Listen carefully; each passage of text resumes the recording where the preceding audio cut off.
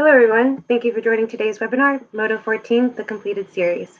My name is Elise and I'm a field marketing specialist at Foundry. And today it's my pleasure to welcome you all to today's webinar and introduce my colleagues, Shane Griffith, who is the Foundry's Director of Product for Digital Design, Mike Jensen, Moto Associate Product Manager, and product designers Michael McCarthy and Greg Brown. Before the team presents Moto 14, I have some quick housekeeping.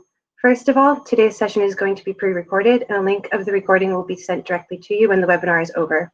Also, at the end of the webinar, we will have a live Q&A. So if you have any questions, please add them into the questions tab.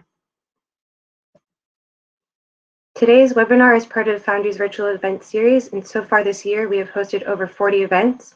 All of our events are available for on-demand viewing, either on our live stream page or YouTube channel. And to wrap up the year, we have several events scheduled, including an introduction to Smart Vector Tools in UX on November 24th. On December 1st, Austin Myers will be presenting an introduction to practical compositing. And on December 10th, we will be presenting how to use Flix and Storyboard Pro to collaborate on an animatic. If you have any feedback or are interested in getting involved in the virtual event series, we encourage you to reach out to us at virtual.events@foundry.com. I'd also like to take this opportunity to call out our Learn Hub. Here you can find some great material, including some tutorials, resources, release notes, and user guides. So here's just an example of what you can find on the Learn page, and we'll share the link with you in the chat. I'd also like to encourage you to stay up to date with Foundry by checking out our Insights Hub and following us on social media, either at Foundry Team or at the Foundry Team. Also, if you're a Moto user and you like to share your work on social media, we'd love to see it, so please tag it with Made with Moto. And finally, I'd just like to take the opportunity to thank all of our speakers and individuals who participated in the virtual event series so far, and to all of you for attending today. And without you, the series would not have been a success. So thank you for attending, and we hope that you enjoy. So with that being said, I'll pass it over to Shane and the Moto team. Thanks, Lise. To kick it off here, I'm going to start with a quick video to introduce you to Moto 14. Let me introduce you to Moto 14. Not 14.0, 0.1, or 0.2, but the entire series. Every year, 3 feature-packed versions of Moto are released. With over 60 thoughtfully designed features and enhancements, Moto 14 is certain to accelerate your everyday. From valuable additions to our powerful modeling tools, to innovative rig and control systems, there's something to enable any artist or designer. This is Moto 14.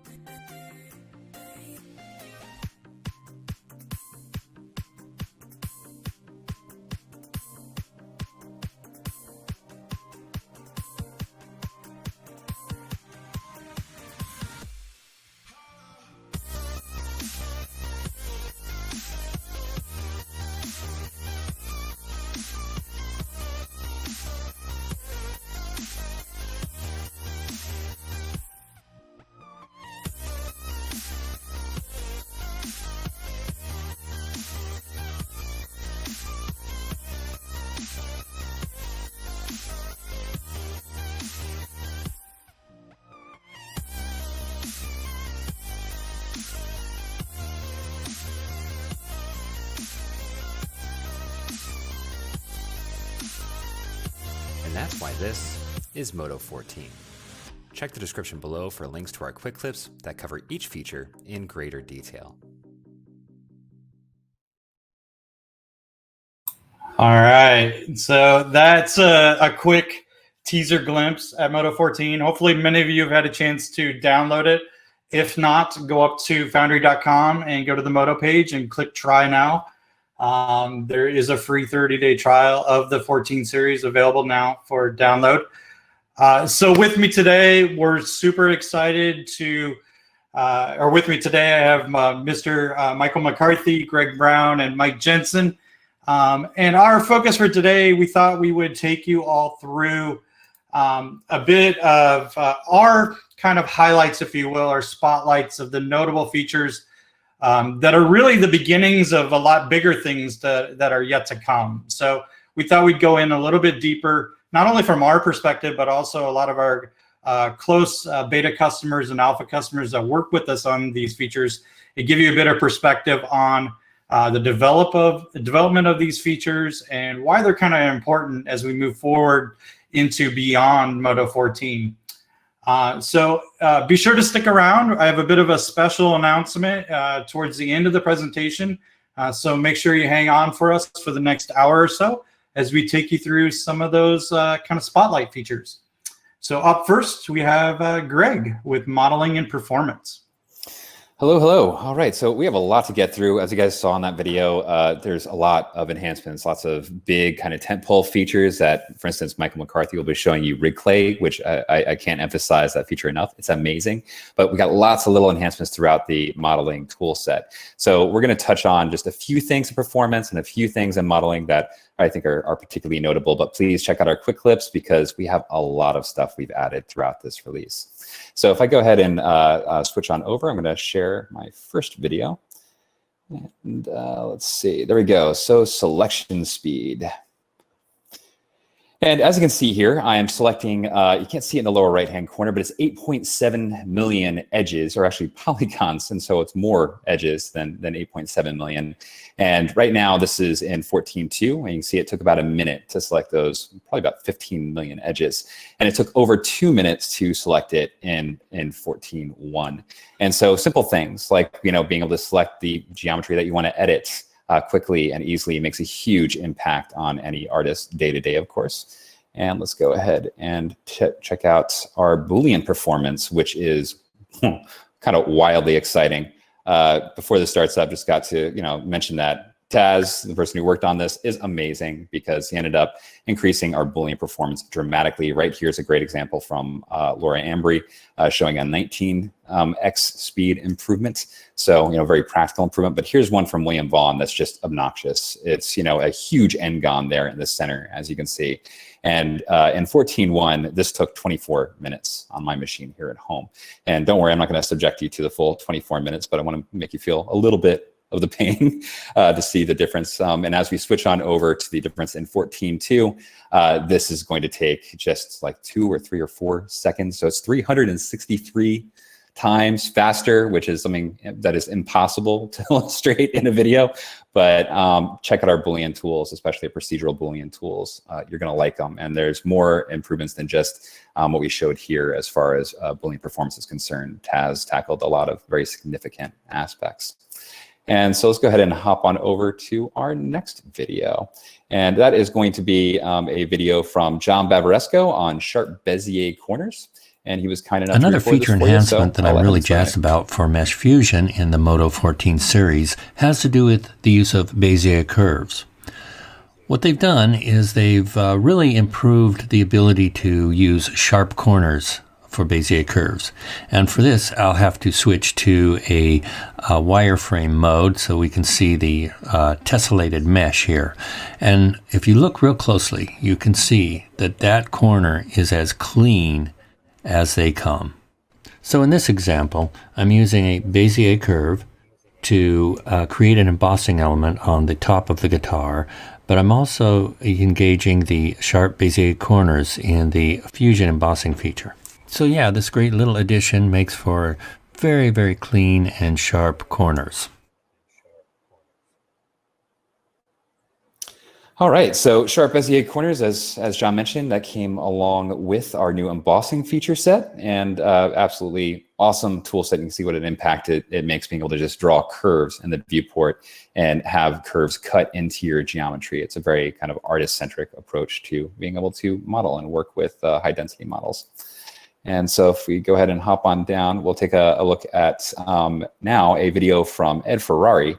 And this is talking about our latest Mesh Fusion edition, and that is Sharp Bezier Booleans. And so that's being able to leverage curves for generating cutters in Mesh Fusion in a much more flexible way that allows you to continue to add additional Boolean operations on top of your initial kind of embossing type forms. Embossing can't do this, but Bezier Booleans can. And so let's go ahead and take a look at this video. One of my favorite new features in Modo 14.2 is the Bezier Booleans feature that has been added to Mesh Fusion. This feature allows us to add and subtract geometry from Fusion source items in interesting and powerful ways.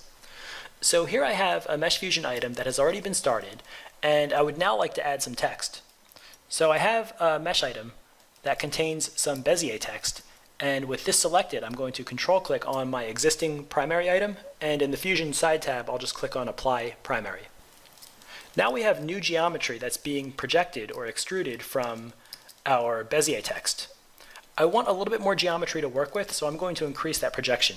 So with the Bezier item selected, I'll increase the extrusion depth, and I'll toggle on manual extrusion depth. So now I'd like to trim this new extrusion with another item. I happen to have an item here, so with this item selected, I'll control click on our Bezier text primary, and in the Fusion side tab, I'm going to apply a trim intersect.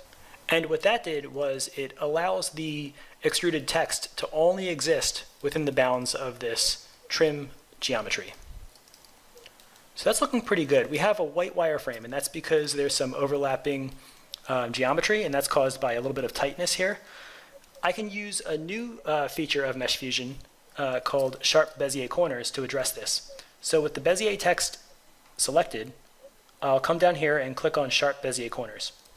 What that actually does is it creates a strip between any plane break that's greater than a certain angle. So here I have the Bezier corner angle set to 45 degrees, and since the side plane of this R and the bottom plane of this letter R are at a 90-degree angle, we have a strip here. So anything greater than 45 degrees will get a strip in between it. So now that the wireframe is darker, I can tell that this is airtight, and this is looking pretty good. But what I'd really like to show is how we can now subtract, add, or intersect geometry from this extruded text. So I have this item here called Trim Geometry, and it's just going to trim away some parts of this text.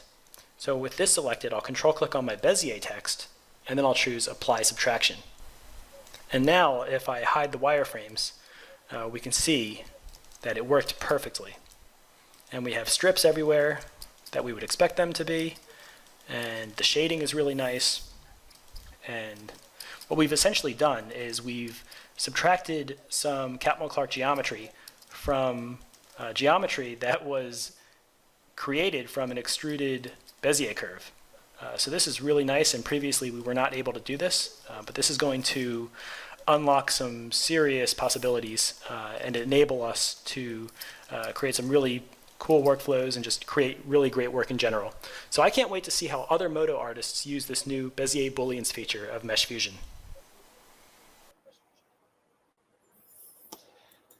All right, and I just noticed that somebody said the viewport is fast. Also noticed he is in the advanced viewport. That's one thing we didn't show a lot of, and we'll talk a little bit in a few moments about. But the transparency or the transparency settings for the advanced viewport have been worked on tremendously. We've had a lot of performance improvements there, but also overall like shader tree changes are updated much faster in 880p now. And props to Ed for putting together a 3-minute video on this topic. That's extremely challenging thing to talk about inside that amount of time. So amazing video from Ed.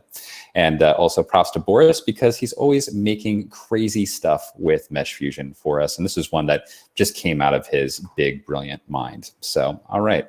let's go ahead and take a look at another Mesh Fusion video, but dealing with the viewport and our new topo shading and how that relates to Mesh Fusion from John Babaresco again. And so let's go ahead and come on down here. There we go. One of the features I really like that's new to Moto 14 is the enhancements to the viewport, especially OpenGL and AVP, with regards to working with Mesh Fusion. Now, as you can see here, I have a Mesh Fusion guitar, or at least the body of the guitar is all Mesh Fusion, and it doesn't take long before this scene to get really cluttered, and there's a lot of wireframes and a lot of stuff you have to kind of look through to try to analyze your form and contours that you're trying to work with. So what they've done is they've improved how we actually work and view our trim objects in OpenGL, and you'll find the new features right up here under the Viewport Shader Modes dropdown. And right down here, you'll have Topology AVP and Topology OpenGL. And since I'm in OpenGL right now, I'll just go ahead and invoke that and give it a second. And yeah, now we can see all our model and without the occlusion of the other trim elements. Now I'm going to turn off, let me turn off the parts. And I'm also going to turn off any other items that I don't want to select and work with, actually. So I can turn off the main Fusion primary since I'm mostly working with the subtractive trims. So now if I just go into item mode and hover over the area where I know there is a trim item, you'll see that it auto highlights, and I just click on it and I can go ahead and jump into a component mode and just edit that. So as you can see, this is a much better way of working in Mesh Fusion. You can visualize your model much easier without the dense tessellation or the wireframes of the objects getting in the way. And as you can see, these new modes work really well with matcap shaders. And whenever I'm doing a Mesh Fusion model, I always like to engage matcaps because they really do help to enhance the bevels and chamfers on your model. And of course, this new topology mode works well with the advanced viewport. However, there is one small difference in that you do see your visible trim items in the viewport at once as wireframes. But this might be preferable if you are wanting to see how your trim items look in relationship to one another. So yeah, there you have it, the new topology viewing modes in Moto 14. They're awesome. And again, another great video from John Babaresco there. John does a lot of training. Check out his training. He actually sells some Moto training specifically for Mesh Fusion. It's amazing stuff, and I highly, highly recommend it because, as you can see, he teaches working with our tools with practical projects and practical models that you would probably be producing if you were a working artist. All right, and finally, I'm going to have a little tutorial of sorts. And that's going to be more on how to use the new transparency overrides that came throughout the 14 series. Transparency overrides are settings for our viewport that are being leveraged for our topology views, but actually can do far more than just topo shading. So I figured it was worthwhile going through those settings and actually showing you how to use them and how to manipulate them.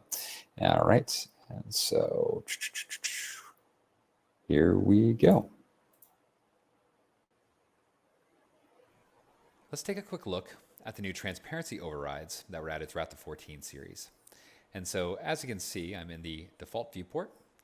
I have my 3D viewport properties open, and I'm in the Active Meshes V tab. At the bottom of this, I have my transparency override section, and this is also present for inactive meshes. At the top of this section, we have our transparency mode. I'm going to switch to Ghost, which is our first kind of preset that you can play around with. And then we can switch on over to X-ray. And so, lets you see a little bit more clearly to the rear-facing geometry. And of course, we can go ahead and play around with this pretty much as we like. These settings are there for you to mess around with and create your own presets with. Now let's go ahead and switch on back over to Ghost mode, and let's start playing around with some of these settings. So my polygon color front, I really want that to be like a blue, and the opacity, yeah, I'm pretty happy with that. There we go. We'll set it to 53. My wireframe color for my front, I just kind of want that to be very simple, like a black. And for my polygon color for rear, I want that to be really inverted, so I get some nice contrast going on. And we'll go with my rear facing opacity. Yeah, I want that to be 100%. And my wireframe color there, I could kind of bring that down so I can see the front geometry a little bit more clearly, but still see that interior geometry. And of course, I can play around with that opacity a little bit more there. Great. Okay, so that really is a kind of like a transparency shader I'm happy with. And so the point of this is so that you have a lot of options to be able to tweak and tune exactly how you see front and rear facing geometry at the same time, right?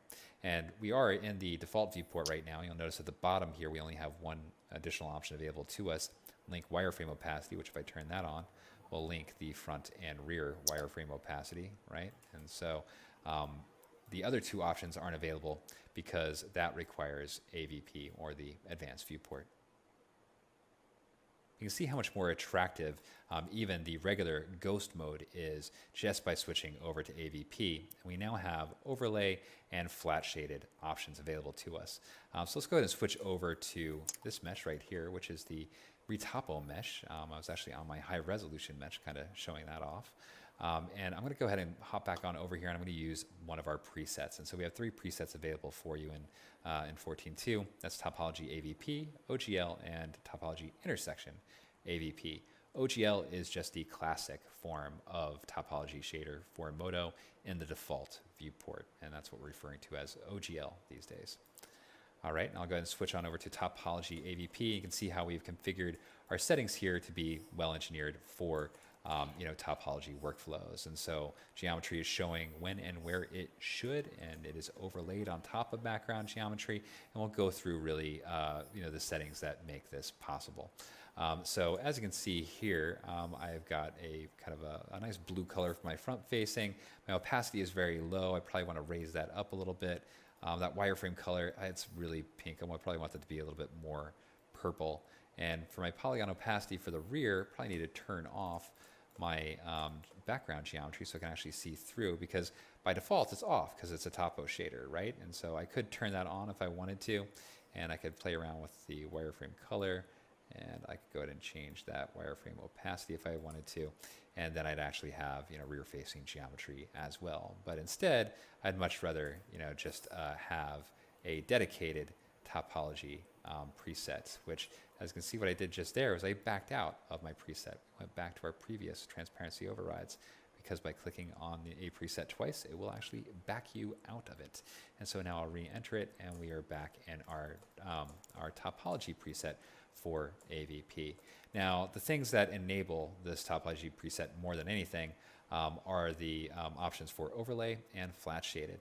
And so if I kind of zoom in here and I switch overlay off, you can see how our geometry now will pass through any geometry that it's behind. So it doesn't matter with your active meshes whether or not an active mesh is behind or in front of a mesh that is inactive. It is always going to draw on top if you have overlay on, which is obviously very important for a topology shader.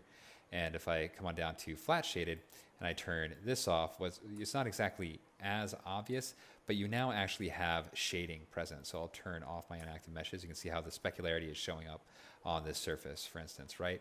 If I had more complex texturing and shading on here, all of that would be showing up. And so by having flat shaded turned on, that means that we have an entirely flat shaded surface. And this is ideal because our background surface is going to pick up shading. That's fine. That's where we want shading to happen. Our foreground surface, which is our topology shader, we just want to be able to read and see that topology as clearly as possible.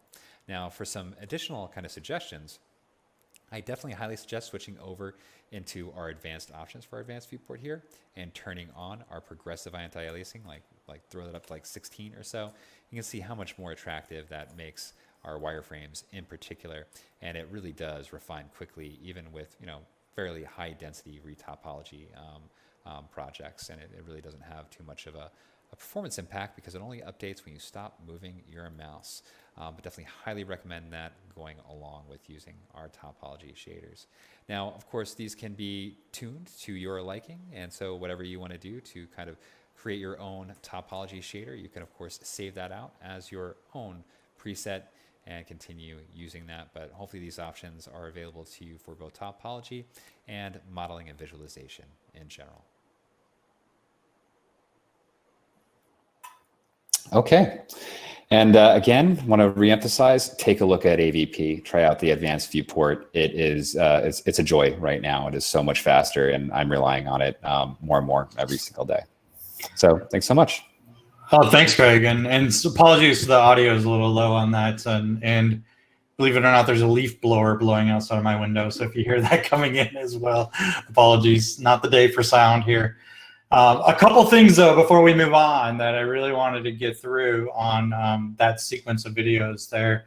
You know, one of the things that we're working towards or striving towards into the future is a concept of what I call polygon-free or polygon-less workflows.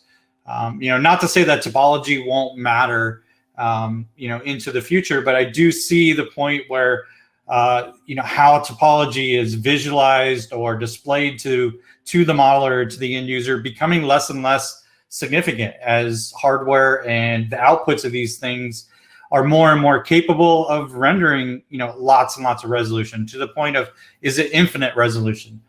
We don't know, obviously, as things progress, but you saw there with the early Mesh Fusion workflows and things like that, that we're really trying to strive to not only viewport modes that embrace a polygon-free workflow, but capabilities inside of Mesh Fusion and the Boolean technology that aren't limited based on the topology and the complexity of those Boolean operations and the surfaces underlying them. So lots of stuff happening there, lots of incredible flexibility with the viewport controls as well, bundled with a lot of really great presets for that out-of-the-box experience there on top of that too.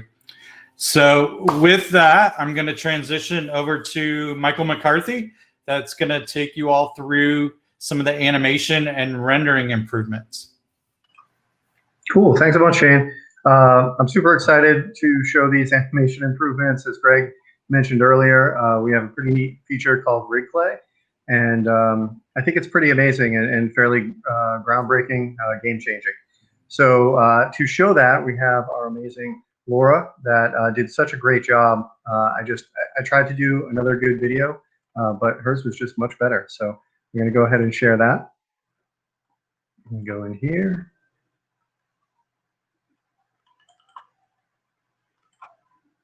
The process of creating a rig for an asset can be a complicated task, but there's no reason that interacting with and adjusting the rig should be. Modo 14.2 introduces a new workflow method for rigging, Rig Clay. Rig Clay allows you to adjust your rig's attributes by simply clicking or dragging on the mesh, so that you can easily and artistically animate your asset directly in the 3D viewport without needless cumbersome controls. Rig Clay requires selections on your mesh called command regions. Command regions are assigned to a component selection and are activated when your mouse moves over them in the 3D viewport. Let's take a look at an example. Firstly, open up the schematic viewport. Click the Add button and navigate to the Command Regions directory. You'll see each component type has a corresponding command region node. I'm going to add a polygon command region node and link it up to my character. Now I need to assign my polygon selection to the polygon command region node, which can be done with the Add Polygons button in the Controls tab of the Rigging toolbox. The next step is to add a command region gesture node and connect it.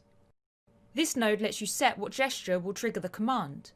In this example, I'll set a simple click with my left mouse button. Lastly, it's time to add the command the gesture will trigger. I want to quickly enable my character's head deformer, so I'll repeat the action and then copy the command I want from the command history window. Once added to the command region command node, my new command region is complete.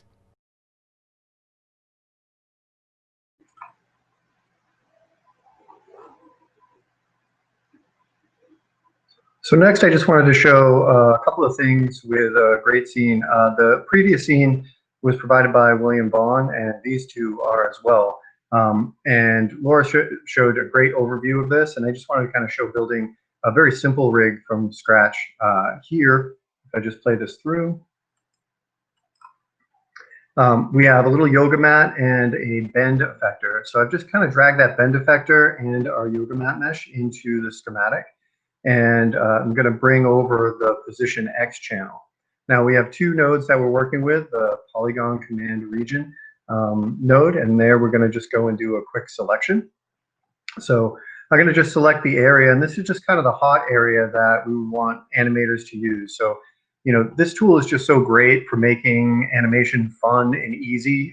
Once you go in and set up the rig, you can do, it's just so much fun to play with. So here, we're setting that command region color to magenta, just so it's very visible, and then adding that polygon set into our command region gesture. Now from the gesture, we can choose left, right, or middle click, and we're going to choose left click and drag. And here I'm going to adjust the sensitivity a little bit. So with the control and shift multiplier, as you might be used to with other things in Modo, you can kind of get coarse and fine detail. So here I just kind of click and drag, and my yoga mat rolls up, which is really great. And then if I want to use shift, I can get, you know, a little bit faster or a little finer detail if I want to use control, which is really pretty cool. Here we got another kind of hard surface model. So obviously this is great for doing things with characters and other things of that nature. But I'm just going through, setting up another command region with some polygons, and I'm going to bring the clicker in and just grab a couple of axes that I might want to rotate this on. So I'm going to drag those in and then add our command region gesture. And when I do that, I can go in and say, okay, I want a left drag, and I want to adjust that control multiplier again to however I might want it to be. And then I can drag my polygons into my command region and my command region into that, and then immediately just test what's going on there.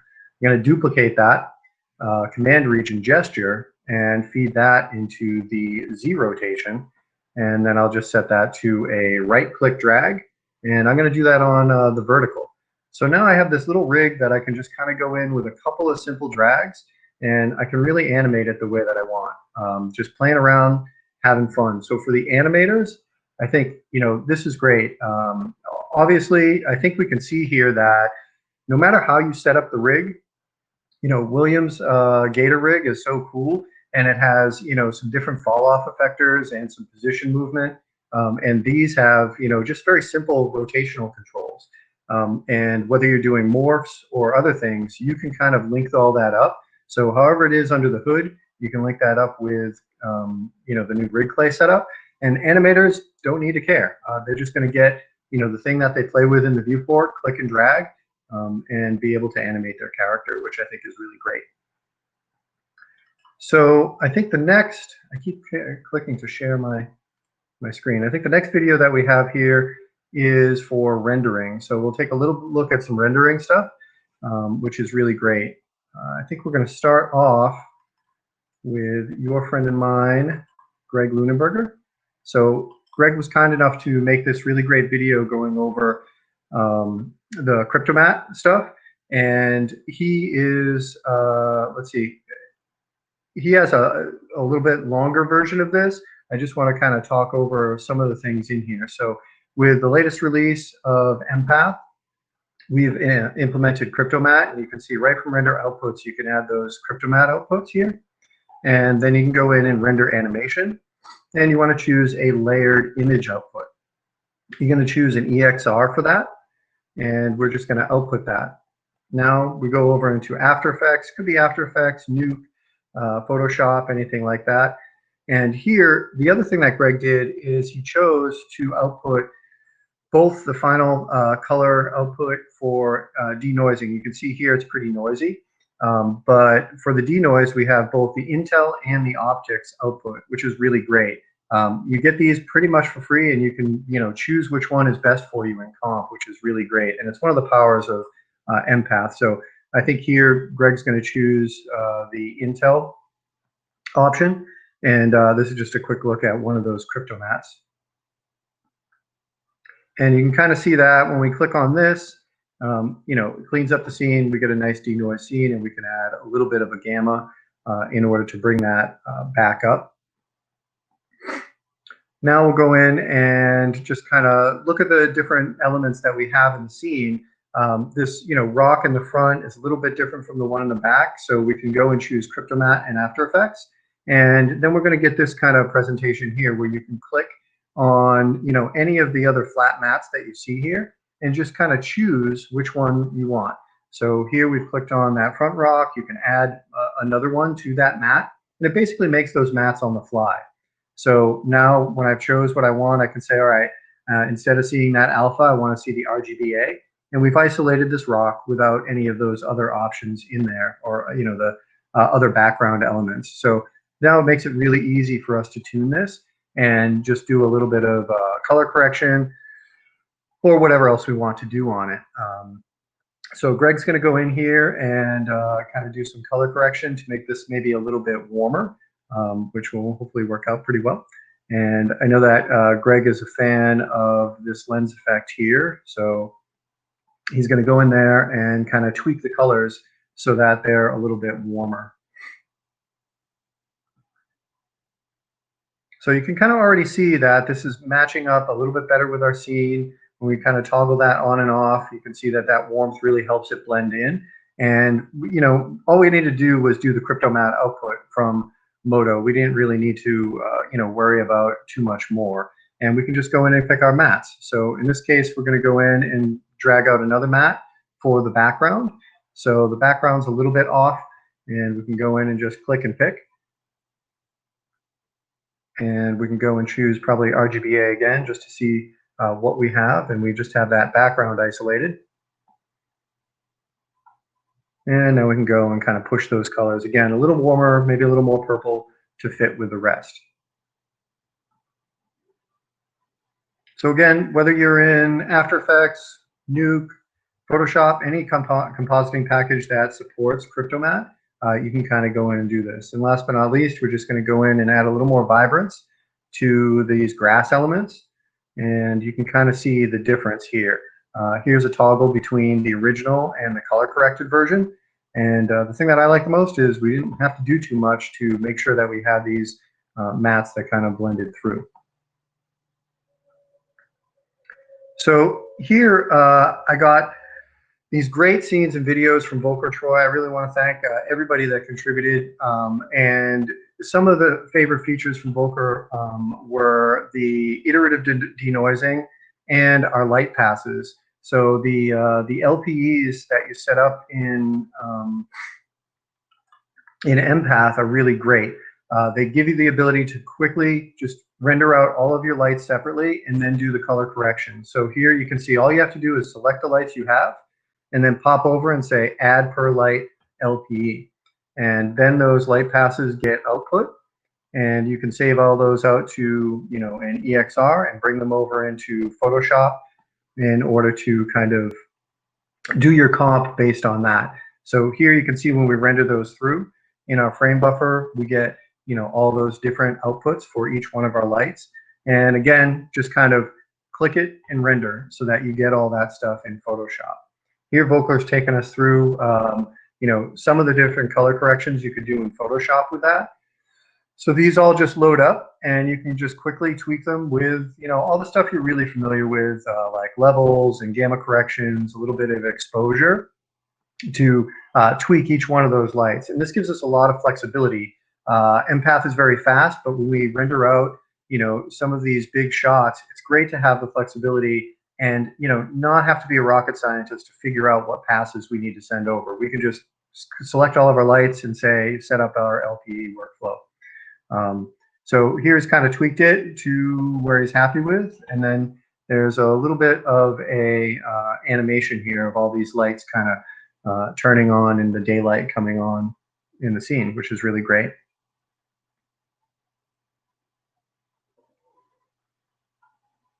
All right, so last but not least with rendering, or actually, sorry, not last but not least, but you may notice this scene from the USD NVIDIA stuff. And this is just a demo of bringing that stuff in and rendering it. Again, Volker was very, excited about this feature. Here you can see the denoising per element, per iteration. So at any point, you can just press pause when you're happy with that denoised result.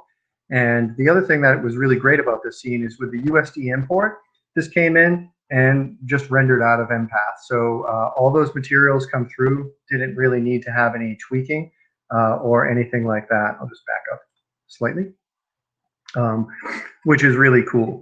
So now, last but not least, what I wanted to show was another just little performance improvement. I'm sorry, Greg, I couldn't get away with letting you show all the performance.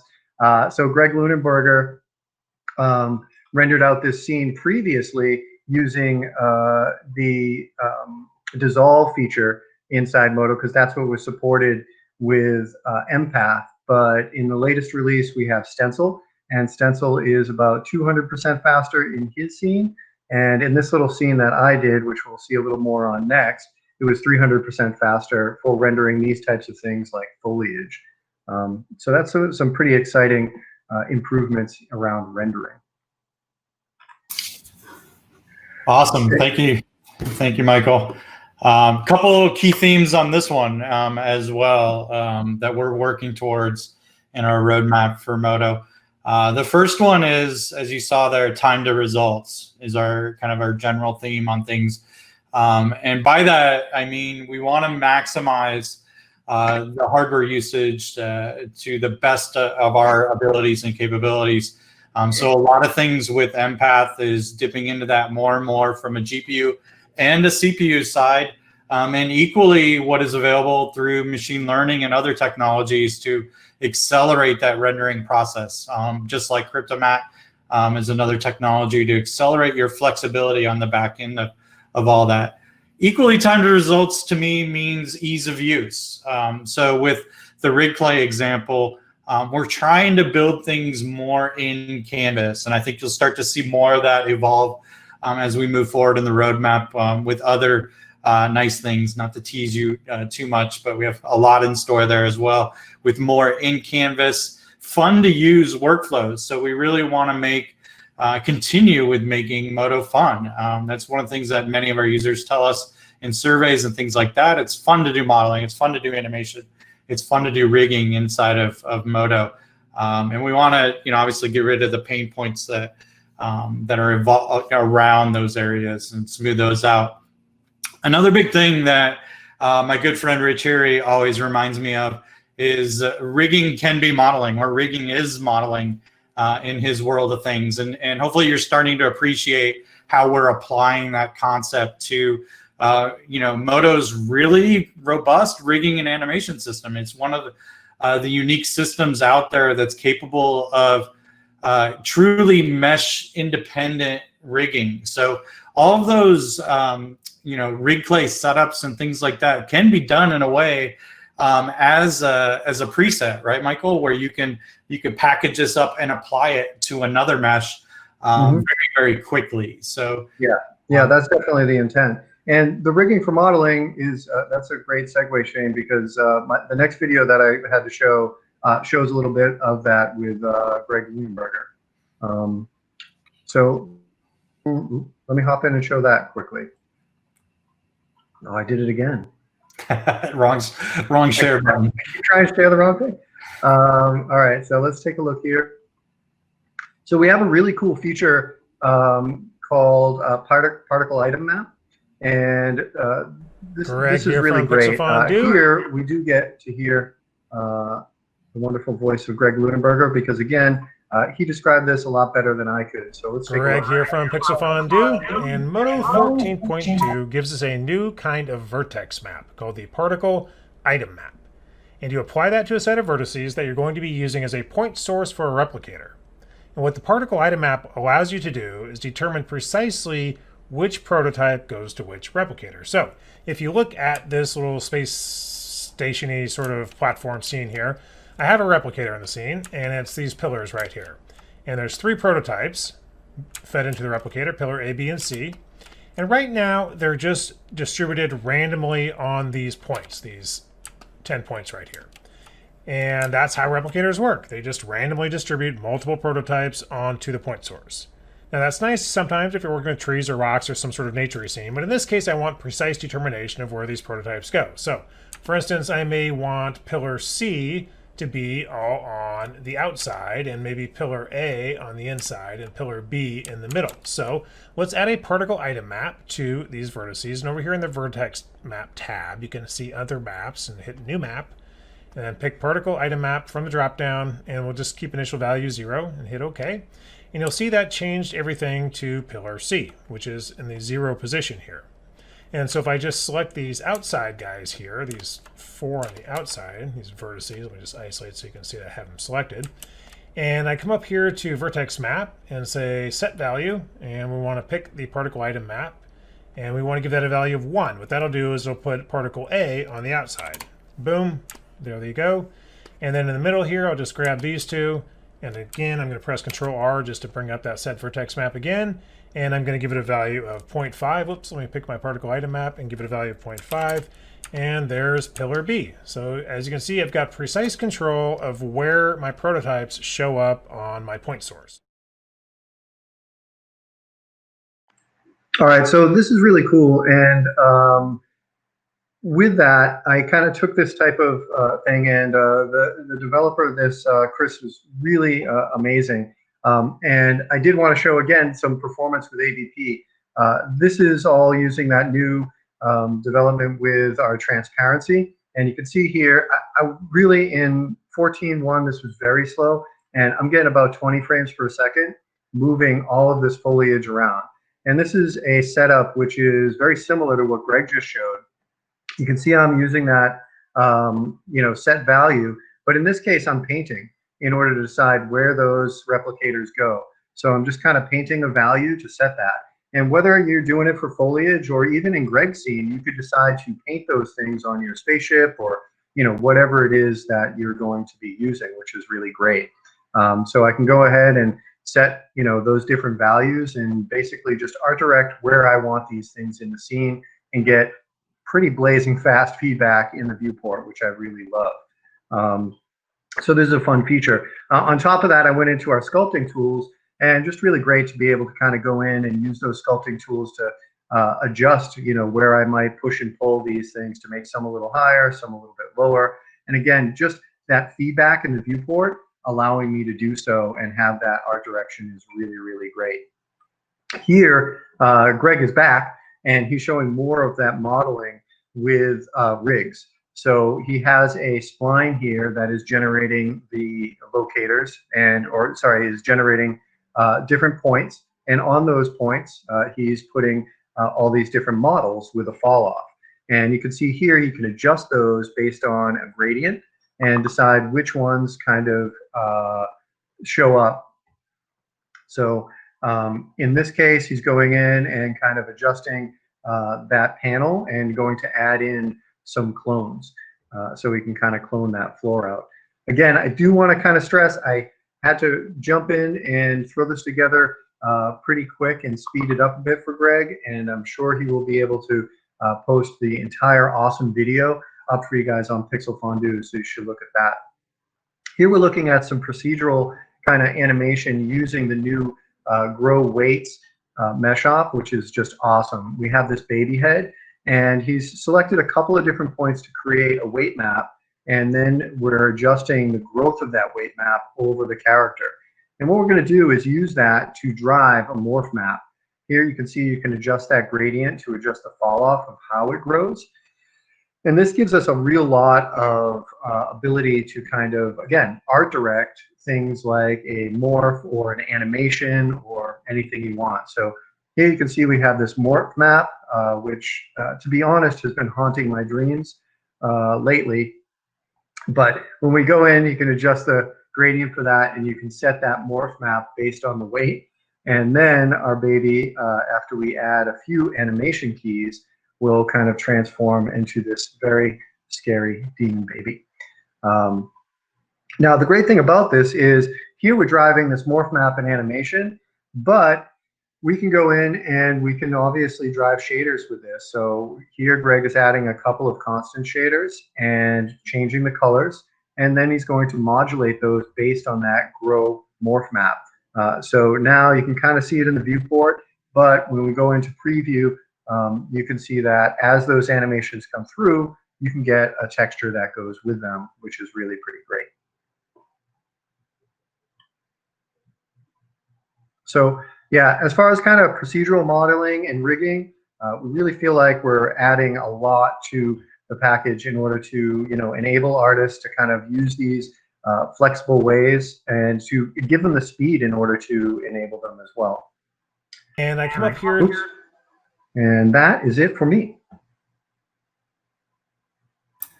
Awesome. Thanks again, Michael. And it's running a little long on time.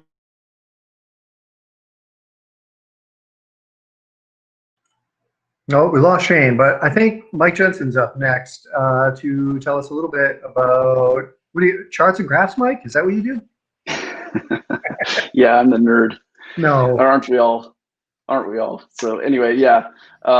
Shane was going to share this. Let me find the PDF there. All right. So really quickly wanted to talk about what we do on the bug fixing and stability side of things. That's a big focus of what we do. We want to make Moto as stable as possible. It was a long time complaint of customers that Moto just crashed too much. So just some rough numbers so far in the 14 series, which we probably have at least one more release with a V2 of 14.2. We have over 400 bugs fixed. Those are bugs that have been around in releases that we fixed up for you in the next release. What we show here in this plot is over the last set of series, after we've transitioned to this 3 release a year idea, how we're steadily building on our stability.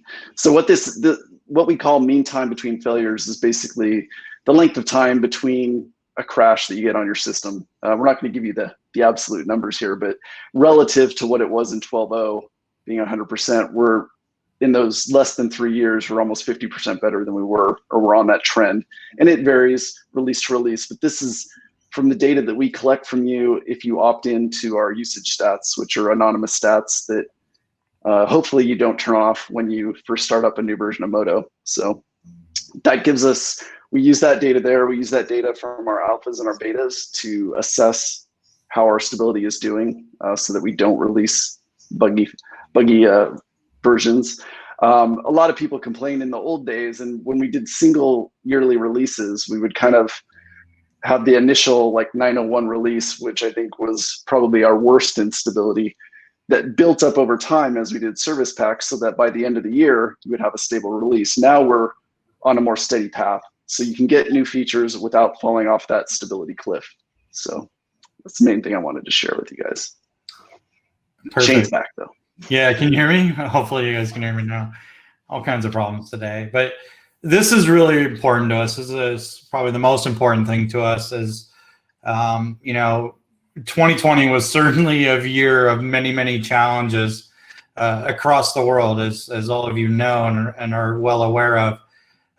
But I think, what the team has been able to achieve, not only with features and enhancements to existing features, but big new features like RigPlay and others, as you guys saw here today. But the stability keeps trucking along for us. We're seeing a constant continuation of improvement on this mean time between failure and just overall crashiness of the application. Now, Mike hinted at it, your mileage may vary here, but for many people, that mean time means weeks or days in many cases. So it's not something insignificant like minutes. This is a very long period of time that is continuing to grow at a 50% growth rate over the 3-year time frame there. So in my experience in software, that's significant. And we hope to continue on that path and continue to make Moto as rock solid as possible as we continue to do really big new things on the core technology side of things. So with that, I have one more surprise, and then we'll move to the Q&A. So the last slide here is coming up next week. Let me hide that little panel there. We have a November sales promo going on. So yay. So starting on the 23rd of November through the 30th of November, if you don't own a current license of Moto, you can subscribe to a Moto subscription for 30% off for the first year. And then if you're on an older version of Moto and you haven't yet adopted Moto maintenance, get on board now at those reduced rates. I would say hurry up before they're gone. Not that we're cranking up rates on the maintenance side, but we do have a very nice offer if you've never been on maintenance at a reduced rate versus the regular standard rate of maintenance. And then through this promo, you get an extra 20% off that Moto maintenance. So more details will follow in the coming week, and that'll be via email that you'll find out more about that. So with that, let's hand over to the questions. And I don't know if my A team here with me has been trolling the questions at all. If there's any good questions that you'd like to call out for us to answer here. Hope I'm not trolling the questions. I think I was answering them in a good way, not in a bad way. Yeah, exactly. Good trolling. I've still got some hair left. But all right, let's see. Sonny is asking, are there any teasers for what's next in Moto? Well, that's actually another good point. So we had that in the survey polls. Every 2 weeks we do a brew o'clock. And this started as part of the whole pandemic thing. We just, figured why not just hang out online and share a few beers, and we talk a lot of different things, many things that are forward looking. So we actually have one coming up this Friday at 4 p.m. Central Time, and I'll put a link over in the chat where to find that YouTube channel with all the past episodes that you'll get lots of little sneak peeks on. I will say, as the beers flow, we tend to get a little more sharing, if you will. Sometimes. As the beers flow, Shane's like, "Oh, I don't know, Greg, if you want to show something, you can." And then we're like, "Okay, here we go." Exactly. What else we got, Greg? You're the best Q&A. Peter Erickson just asked, do I get a medal for using Moto for 15 years? And yes, I'm answering that. I said, yes. I said, you? Yeah, I would make you one myself and mail it to you, Peter. Like, are you kidding me? Yeah, I love it. Yeah, exactly. Eduardo Gomez, this one I already answered, but I think it's a good one to bring up. He asked, it's not a question, but please keep refining the modeling tools, Booleans, and topology speed. Edge chamfer is awesome. 100% with you, man. 17 enhancements to modeling during the 14 series. We're not slowing down, and neither is the brilliant Taz, which you can't talk about our modeling tools without bringing up Taz. Yeah. It's amazing. Yeah. Higop, Kanabaguzian, has a question. Is the gradient being keyed as well in that morph? I think those. Yeah. Okay, there we go. All right. I guess it depends on. No, I don't think. I don't think so. But Okay. Greg will have, I think, that full video where he explains it all the way through. So check it out on Pixel Fondue. And also hop on our chat this upcoming Friday, and we can probably address that a little bit more closely. Yeah. Yeah, that's another great thing about the the Brew Clocks is it's not just us. It's some really, really amazing Moto artists with great pointers, tips, and things that they're into lately. It's good to see you, Higop. All right, so on down here, let's see. And Higop, yeah, all right, go for it. I saw it fly by in the chat earlier. There was a question about, I believe it, when will empath be the default?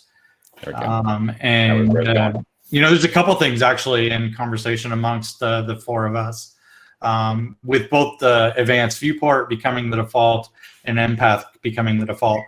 We're not there yet, and when we do switch to that, the other modes, I think we will still maintain for a period of time. But yes, they are getting leveled up, if you will, in feature parity, and that time is coming pretty soon. So you may, not to hint at this, no decision has been made, but that may become true as we move forward into the 15 series. They're definitely really getting there and getting closer to that at this point. Yeah. For both of those. Yeah. I think it's also worth pointing out that both of those, the newer version of them has more power in many cases. AVP does stuff that OpenGL can't do. So take a look at it each time there's a new release. If you find your hardware is not good enough to run it at the speed you want, check it the next time because we keep improving it. And likewise with empath, Hagop brought up, Cryptomatt's great, but why isn't it on the old renderer? Because a lot of they're different code bases, and so we're investing in the new technology, and it will overtake the old one. In many ways, it has already. So yeah, and I mean, Alan is an amazing developer. The Empath is really coming along. There are some small spots that need to be added to get feature parity, but the other thing that I love about it is it's a very simple renderer to move into, right? One of the big things about a path tracer is it's, in some cases, set it and forget it. There's a couple of things to tweak to get, the quality you want. But, it should be an easy move to kind of check it out and see how it works for you. And then back to Mike's point on, hardware, one of the great pieces of how it's designed is, if you have an NVIDIA card, you can, use optics. If you don't, you can use the Embry stuff, and the same with the denoisers. Just you can mix and match whatever hardware you have, and it will be accelerated, which is awesome. All right, a couple more, Greg. What do you got? Okay, this is kind of like a quick one we can answer. I guess there's one person, Don, who was asking about whether or not he needs a super powerful machine to run Modo, which you don't. Actually, our specs are pretty low. And actually, I used to always build crazy powerful machines because I liked doing that. I don't anymore because I just don't need to. It doesn't make the difference it made 15 years ago. Rendering is a good exception. Like 64 cores is definitely going to make a big difference for rendering. But for your general, use of a 3D application, most applications, you don't need anything all that crazy these days. A decent laptop with 8 to 16 gigabytes of memory will actually be fine. But it's up to you if you need more. Agreed. Yeah. Okay, and a lot of questions about where they can find information on training for Mesh Fusion. So we've linked our site and also John's site there. Definitely check that out. And John's training is very much worth the price he's charging. It's very low. And so definitely suggest you try it out. And he gives you a nice taste for free on our site from our Learn portal. Doesn't Richard Yacht have something new on Mesh Fusion as well? Or am I thinking something else? You muted, Mike. Yeah, he does have some Mesh Fusion training as well as a lot of good shading stuff. Yep. Awesome. Okay, and a good one. Is there an option to have a denoise as a post effect? We do not yet, but this is one that we are very much talking about, post-process in general. I don't think a week goes past we don't discuss that. Well, there's that, and the interactive empath I saw in the thread here as well. And yes, those are things that we're working towards, to replace that default render. That's one of the key things that we have to implement next. So in the cards, not sure exactly when it'll drop out, but definitely working towards that. Yeah, we're definitely working hard towards that. And just to add on for that particular denoise piece, people like Volker and Greg, they're just adding the denoise, now we have 2 different types. Well, you could have 3 with the AMD one as well. They don't take a lot at the end, so most people are just kind of adding that output for every single one, like you saw in Greg's video where he had Intel and optics, and choosing the one they want, or even blending it depending on what they need, because there's no real performance hit there.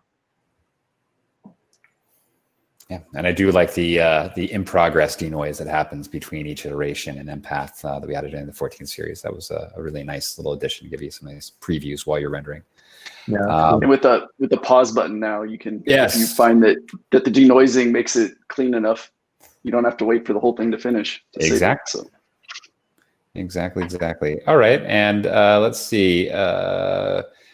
Have there been any updates to the Vertex weight painting in V14? There hasn't been anything formal updated necessarily, but it has been faster. Like in the videos we actually show doing some weight painting in AVP, for instance, that actually is way more, way higher performance. And of course, the work that Michael did on markup has also improved some of our general painting performance. And so we'd like to hear your experiences with that. Did it improve how you work? That's valuable information to us. Markup was another big feature early on in this year. There's a lot, man. Yeah. Yeah, it's hard. Like we pile all this stuff together at the end, and this year we did it even more so, where we're talking about the whole series, right? And because we want to know more about, like, hey, what do we finish after this whole year? And this one was really great, because when we saw it all together, it's like, my God, we did quite a lot, and that's definitely motivation for what we can accomplish in the 15 series. And let's see. There was a good one on CAD modeling. Is there anything planned for easier CAD model data import, correction, and handling in general? Definitely an area of interest. I know a lot of people are asking a lot of questions around that. Nothing I can comment on for certain here today, but definitely stay tuned. So hopefully I'll have something more to share in an upcoming Brew O'Clock or another one of these sessions. So, all right, one more. What do we got? One more. Let's see. Anything in particular that will help with working with organic forms generated as photogrammetry or other 3D scans, and brought into Modo as OBJ files? They generally need repair of holes. There's nothing right now, nothing specific. Well, it depends what you're trying to do. Yeah, exactly. To re-topologize over top of it, then yes, all the new re-topology workflows and viewport modes that Greg showed are fantastic there. The selection improvements to edge selection would be a great benefit to that type of geometry coming in.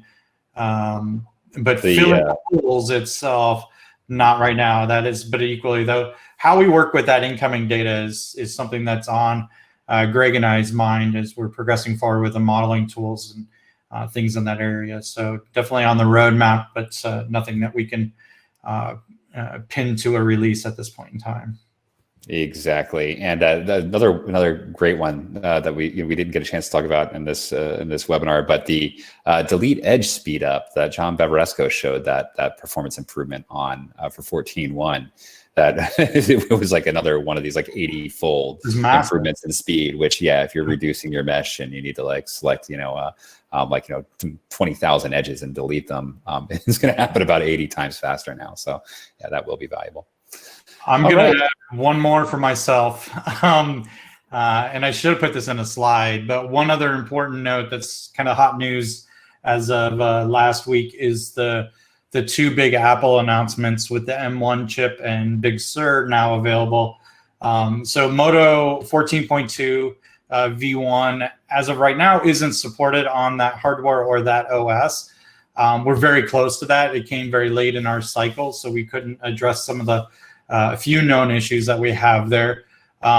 So expect an update, a V2 update here in a few weeks. It's not actually too far out. Our aim is to get that out December-ish timeframe. Now that won't have native M1 support for the new chips, but it should have proper Big Sur support if things continue to go well behind the scenes here, squashing those last few bugs. So if you're not aware, there is pretty good emulation on the M1 through the Rosetta technology that Apple ships with. And so far, things have looked pretty good with Moto running through Rosetta. And so that's where we're at with those two big new things as well. And not too far out, we'll hopefully have a solution in your hands for those two things. So with that, I wanted to thank again Elise for kicking this off here today with us, and equally Greg, Mike, and Michael. Job well done presenting today, and everybody behind the scenes. This was a massive amount of work throughout the QA team, the dev team, the marketing team, the creative specialist team. A lot of people put a lot into this year. As I said, it was a very challenging year for all of us, no exceptions on our side. But yeah, we couldn't be happier with where we're ending this year, and look forward to doing it all yet again into 2021, which is hopefully much better than 2020. So that's pretty easy. yeah, low bar. That's a mic drop, right? Let's end this. Thank you all for joining us here online today. There will be a recording available, I believe, shortly after this. It doesn't take too long for that to post. Just go back to the same live, Livestorm link, and it should take you to the recording within, generally within a half hour or so, I believe, if you're registered for this seminar. So thank you again, and hopefully we see you all Friday for some beer. Yeah, join us then. On the Moto Geeks YouTube channel. Thanks so much. Later, guys. Thanks, bye.